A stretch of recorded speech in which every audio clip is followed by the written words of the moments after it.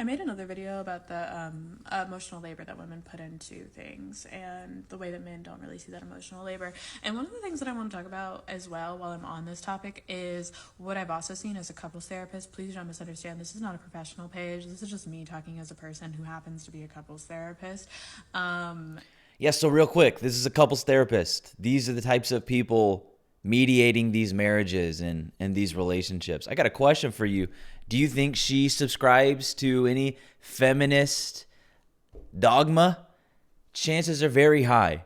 Matter of fact, I'm pretty much certain she does. So think about the types of opinions she holds and the types of opinions she gives and advice based off of her worldview. And think about that. She's going to be preaching a bunch of feminist dogma.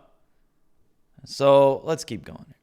And I just want to talk about how when I first started out in the field, one of the really common things that I saw was men and women coming in, husbands and wives coming in, and the wives would say, like, he doesn't do anything around the house. He doesn't help with any of the chores. And the husband would say, well, I don't know what she wants me to do. This is really common, literally across so many couples. I'm not talking about any one person in particular. And the wife would be like, you know, and then I would talk to older therapists who had been in the field for longer, who were married, and they would say, well, tell her to make a list. So I would go back and I would tell her to make a list of the things that he can do around the house. And when I told the women this, they always were so defeated and like, wow, that sounds like so much labor. And it's a lot of labor to write a list of every single thing you do around the house and then to share that with your partner and then tell them what to do. That is a lot of labor. So Okay. Oh my God. So this is crazy. So this woman's idea of a healthy marriage is what exactly? A wife treating her husband like some sort of employee, creating a list and giving it to him. I mean, seriously? And I also think it's very funny. She's acting like writing a list of chores is some kind of suffering. Like she's out here, I don't know, breaking rocks at a camp or something, some sort of labor camp. Like, listen to that. Listen to how dramatic she's making all of this sound. Making a list is exhausting. Giving the list is a burden. Checking if you did it. Oh, man, that's more unpaid labor she's going to have to do. Are these women really this fragile? Now, writing a checklist is considered emotional labor? No wonder they're constantly complaining. And since it's apparently so tedious, hey, women, how about you do us all a favor? Don't make one. Don't make the list. Don't listen to this woman. Don't come to us with a freaking list of things to do. I can think of no worse way to inspire love and devotion. I really can't. And of course, she's sitting here, framing it like, well, men just sit around and they do nothing. As if the husband's like lounging on the couch, just blissfully unaware that maybe his house hasn't been cleaned in years. Have you ever noticed that these conversations never go the other way? Like, imagine if a husband sat his wife down, handed her a list of things he needed her to start doing, and said, oh, honey, here's a checklist of stuff that I expect you to do every day, and I'm going to need you to check them off so I know that you did it. Would she suddenly say, wow, I never thought about it that way. Thank you for this checklist, babe. I feel real happy that you're handing me a checklist of things you want me to do. No, it's very likely she would call him a misogynist. It's very likely she would say he's treating her like a servant. Oh, and by the way, a couples therapist like this would agree, would say that as well. So it's just stupid. It's just stupid. And when women do it, when women make these lists, suddenly it's not just like demeaning. It's not like insufferable. It's not a shitty thing to do. Actually, it's emotional labor for the woman to make the list. Seriously. And what is emotional labor? What is that? What does it even mean? At this point, in my opinion, everything a woman doesn't like inside of a marriage or relationship is considered emotional labor. Oh, be nice to your husband. It's emotional labor. I shouldn't have to be nice to my husband. Remind him of something to do. Oh, it's emotional labor. Think of something that I have to cook. Emotional labor. This is just being an adult. It's just being an adult. Let's keep going.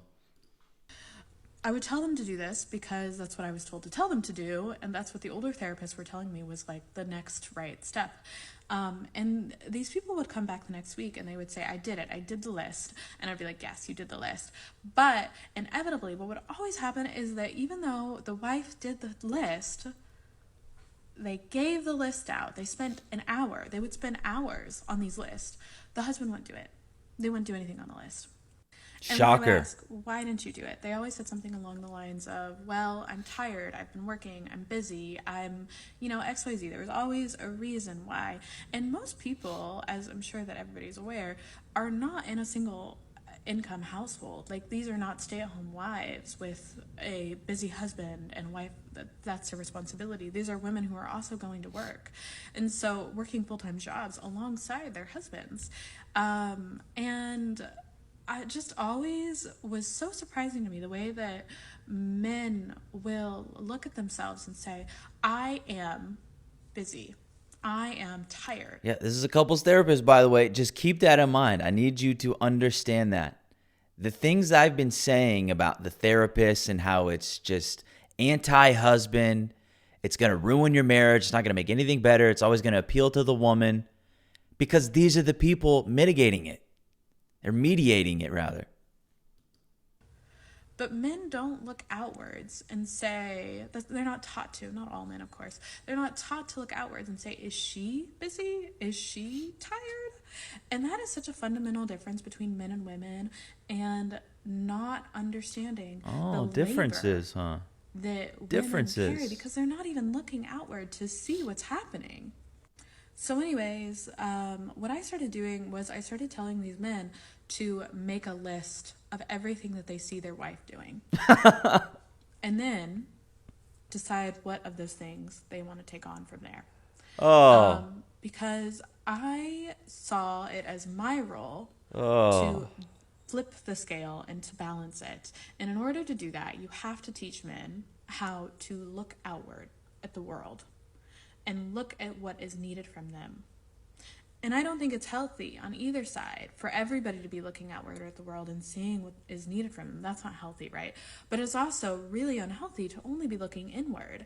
And the wild thing about gender is that we both have to learn to balance the lessons that we've been taught so that we can actually have healthy relationships with each other. Women have to learn to look inward and to share with the world what's happening inside of them. And men have to learn to look outward and to pay attention to what's happening outside of them.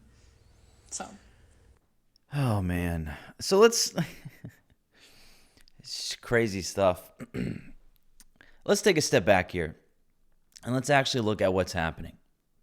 So a wife shows up to therapy complaining that, I guess, her husband doesn't do enough chores. That's like the first thing she mentions. My question is, I got to ask, maybe the older gentleman out there can answer this for me. Have women always been this insufferable to live with? I mean, this sounds awful. Because to me, it sounds like these women are control freaks. Obsessed with getting their husband to do a bunch of chores.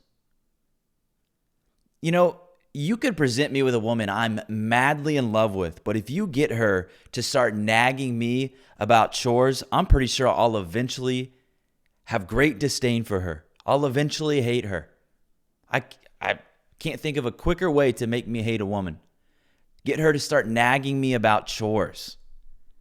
It sounds like some sort of like an emasculation concentration camp or something like that. Just sounds awful. I don't know, man. So I'm curious. Maybe there's some older guys watching the videos and they can tell me. It seems awful. I don't know why any man would want to live with these types of women. It sounds just terrible. Anyways, but this therapist here, you know, what she never does is she never claims... Rather, she never questions whether this claim is even true. She never asks, if the husband is already pulling his weight in other ways. She never considers whether the wife is just an overbearing control freak who's being a little bit irrational. No, she just assumes the wife is right, the husband is wrong, the wife is burdened with a bunch of emotional labor, and the husband, he needs to learn how to be better.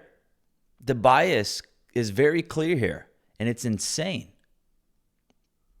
She claims that she has to tell wives to make a list because that's what the older therapists recommend. That sounds pretty systemic, doesn't it? Kind of sounds like it's common practice, passed down. Kind of similar how we hear about that same type of thing going on with like judges, pass that sort of bias down. It's systemic.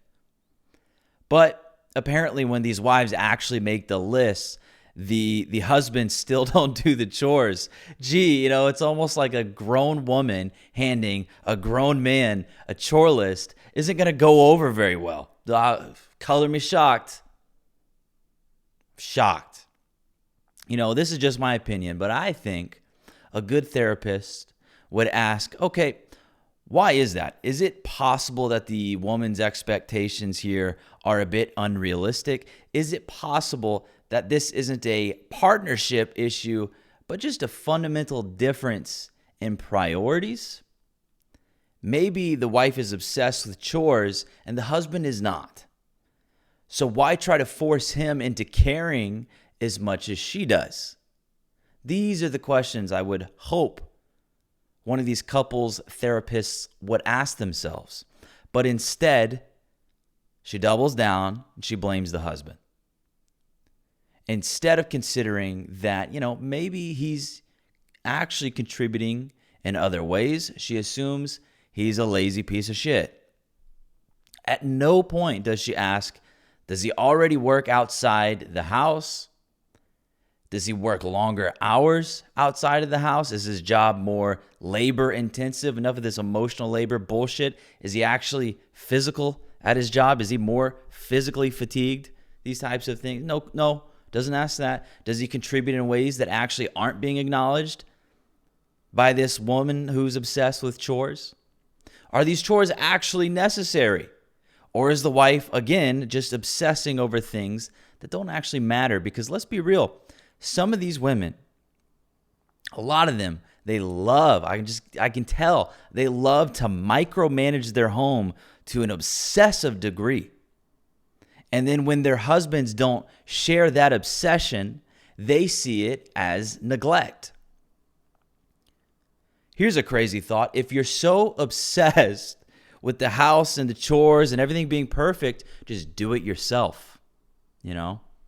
Why does she get to unilaterally decide, what needs to be done in the house and then complain when he doesn't follow her script?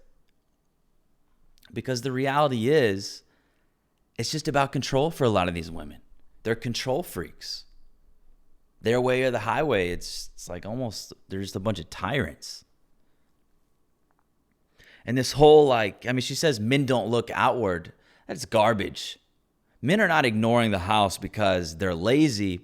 They're probably ignoring what doesn't really matter to them. A husband might not see a pile of laundry on a chair because, he doesn't care if there's a pile of laundry on a chair. It's not that big of a deal to him.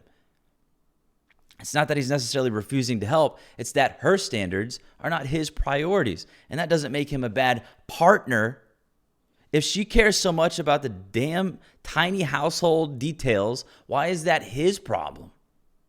Why does she get to decide what needs to be done and then frame him as a failure when he doesn't care about the same things? I see this time and time again. It's always about the man having to meet the woman where she's at. It's never asking, that's a little bit irrational. We're different. Oh, polarity. Man, woman, we're very different. We prioritize different things. But no, it's always got to be about equality and partnership and egalitarianism. And this is the problem. You all obviously have a couples therapist here who believes in exactly that. So she preaches that. And it's never the woman going to the man. It's the man going to the woman to meet her where she's at. And the most damning part for me is that she admits that she changed her approach to put the burden on men. She admits she starts making the husbands write the list to acknowledge what their wife does and then what they can eventually help her with. She admits here that she's trying to teach men how to see their wife's needs. That's not therapy. That's like behavioral conditioning. She literally is trying to coach men on how to like be better servants to their wives in some ways. And she calls that like balancing the relationship. It's ridiculous. This entire thing is based on the assumption that the wife's complaints are just automatically valid. If she says she does more, she must be right. If she says he's lazy, must be true. If she says she's exhausted, he must be ignoring her and her struggles. Zero self-awareness. The idea that she might be a controlling, nagging, overbearing nightmare never comes up. It never comes up. And this is why I think a lot of men, they don't take couples therapy seriously. And why should they? Why should they with this, you know? It doesn't really seem like it's ever about fixing the marriage. It's more so about fixing the man. And I hope a lot of men start catching on to this. They need to be aware that this is fucking ridiculous. Preposterous is what it is. You ask me, being a partner to a modern woman, it just sounds like a nightmare. And I don't know why any guy would sign up for that.